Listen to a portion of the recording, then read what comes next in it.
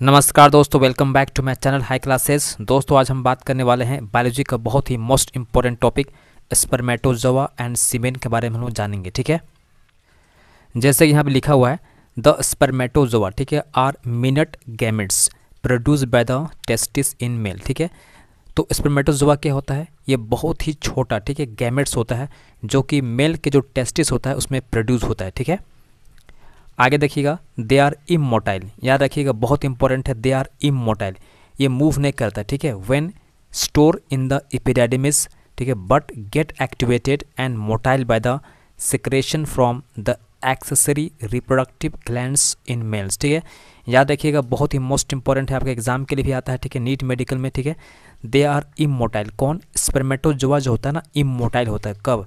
जब ये स्टोर होता है एपिडेडिमिस में। ठीक है, लेकिन जैसे ही मेल में, ठीक है, एक्सेसरी रिप्रोडक्टिव ग्लैंड्स होते हैं उसमें कुछ सिक्रेशन होता है। ठीक है, कुछ फ्लूइड्स बाहर आता है। ठीक है, जिससे क्या होता है, ये जो आपका स्पर्मेटोजोआ होता है ना, ये मोटाइल हो जाता है। ठीक है, अब अगला पॉइंट समझिएगा, मोस्ट इंपॉर्टेंट है, the secretions of various accessory glands along with the sperms form the semen. ठीक है, सीमेन कब बोलेंगे? सीमेन तब बोलेंगे जब स्पर्म होगा। ठीक है, स्पर्म तो होगा प्लस, ठीक है, जब एक्सेसरी ग्लैंड से निकलने वाले फ्लूइड मिल जाते हैं स्पर्म के साथ में। ठीक है, दोनों ज्वाइंट हो जाते हैं। ठीक है, यानी स्पर्म प्लस जो आपका सिक्रेशन निकल रहा है एक्सेसरी ग्लैंड्स, ठीक है, दोनों जब मिक्स हो जाता है तब उसको बोलते हैं हम लोग सीमेन बोलते हैं। ठीक है,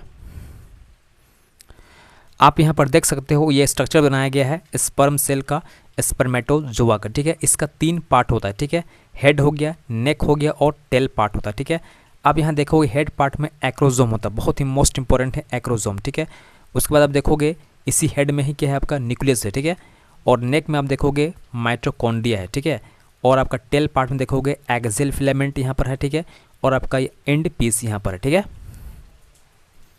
आगे समझिएगा, the sperms are released in million. ठीक है, यानी स्पर्म जो होता है एक बार में, ठीक है, बहुत सारे मिलियंस ऑफ स्पर्म बाहर निकलते हैं। ठीक है, मेल के टेस्टिस से, है ना। आगे समझिएगा, इन वन इजैक्यूलेशन, ठीक है, अबाउट 2 × 10⁸ स्पर्म्स आर डिस्चार्ज, मतलब कि एक इजैक्यूलेशन में, ठीक है, लगभग 2 × 10⁸ स्पर्म्स जो होता है बाहर निकलता है। ठीक है, मेल के टेस्टिस से होते हुए ग्लैंड्स पेनिस के थ्रू बाहर निकलता है। ठीक है, एक इजैक्यूलेशन में। Sperms move with the speed of 2 mm/min in female track. ठीक है, मतलब जब स्पर्म बाहर निकलता है टेस्टिस से पेनिस के थ्रू, ठीक है, तब उसका जो सेक्सुअल इंटरकोर्स होता है, ठीक है, तब उस दौरान फीमेल के ट्रैक्ट में उसका जो स्पीड होता है स्पर्म का 2 mm/min होता है। ठीक है, इसको याद रखिएगा। आगे समझिएगा, structurally a human sperm has 3 main parts. ठीक है, पहला हेड होता है, सेकेंड नेक होता है और थर्ड क्या होता है, टेल होता है। ठीक है, the tip of a sperm is covered by a cap like structure acrosome which helps the sperms to penetrate inside the egg during fertilization। ठीक है, यहाँ पर आप देख सकते हो, ठीक है, डायग्राम में इस फिगर को समझिएगा, ये आपका स्पर्म सेल। ठीक है, स्पर्म सेल जो हेड पार्ट है, ठीक है, इस हेड पार्ट में आपका टॉप में क्या है, एक्रोजोम है। ठीक है, जो कि कैप लाइक स्ट्रक्चर है। ठीक है, यही जो आपका एक्रोजोम है जब फर्टिलाइज करता है, ठीक है, तब ये एक सेल को, ठीक है, जो फीमेल का जो एक सेल होता है उसको पेनिट्रेट करके अंदर घुसता है। ठीक है, यहाँ पर देखिए ये आपका एक सेल हो गया। ठीक है, तो इसको ये देखो, स्पर्म सेल जो हेड पार्ट है एक्रोजोम इसको पेनिट्रेट कर रहा है और अंदर घुसेगा। ठीक है, इसके अंदर घुस जाएगा। ठीक है,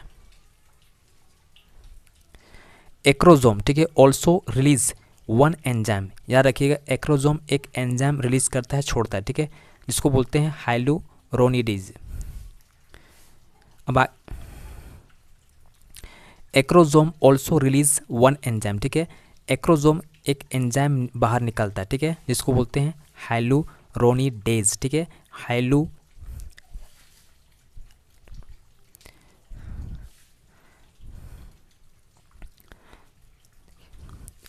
आगे समझिएगा, एक्रोजोम ऑल्सो रिलीजेज 1 एंजाइम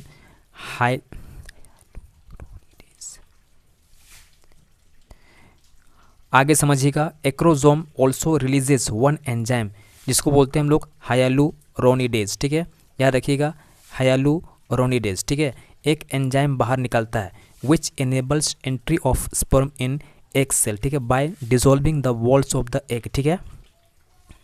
अर्थात एक सेल के बाहर एक हार्ड कवरिंग होता है, ठीक है। इस हार्ड कवरिंग को डिसॉल्व करने का काम कौन आता है? एक एंजाइम निकल रहा है एक्रोजोम से, जिसको बोलते हैं हाइलुरोनिडेज, ठीक है। यही क्या करता है, एंजाइम इस हार्ड कवरिंग को तोड़ देता है, ठीक है, ब्रेक कर देता है, जिससे क्या होता है, स्पर्म सेल, ठीक है, इजिली इस एक सेल के अंदर घुस जाता है, ठीक है, प्रवेश कर जाता है। आगे समझिएगा, the nucleus of the sperm contains genetic material which transfer to the egg and mixes with its nucleus during fertilisation, ठीक है। यहाँ पर समझिएगा, स्पर्म सेल का जो हेड पार्ट है, ठीक है, इसी हेड पार्ट के अंदर, ठीक है, आपका होता है न्यूक्लियस, ठीक है। इसी न्यूक्लियस के अंदर क्या होता है, जेनेटिक मटेरियल होता है, ठीक है, विच ट्रांसफर टू एग, ठीक है। और यह जेनेटिक मटेरियल एक सेल को ट्रांसफ़र कर दिया जाता है, ठीक है, and mix with its nucleus. अब आगे समझिएगा, the middle piece of sperm contains mitochondria, ठीक है।